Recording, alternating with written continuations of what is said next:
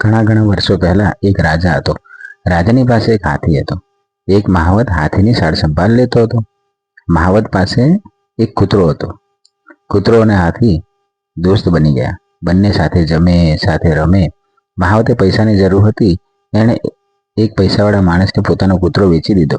કૂતરો પોતાના દોસ્ત હાથીને છોડીને જવા નહોતો માંગતો, પણ તેને એના નવા માલિક પાસે જવું પડ્યું. તે દિવસથી જ હાથીએ ખાવાનું છોડી દીધું. તે નાહતો પણ નહીં. બધા કહેવા લાગ્યા, હાથી માદો છે. વૈદરાજને બોલાવ્યા. વૈદરાજે કહ્યું, એ માદો નથી, એ દુઃખી છે. એને એકલું લાગે છે. એને દોસ્તની જરૂર છે.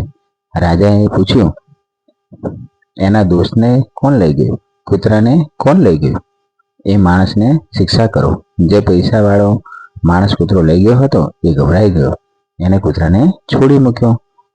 કૂતરો દોડતો દોડતો હાથી પાસે પહોંચી ગયો. હાથી અને કૂતરો બંને બહુ ખુશ થઈ ગયા.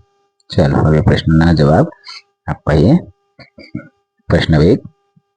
વાર્તામાં કોની મિત્રતાની વાત કરવામાં આવી છે?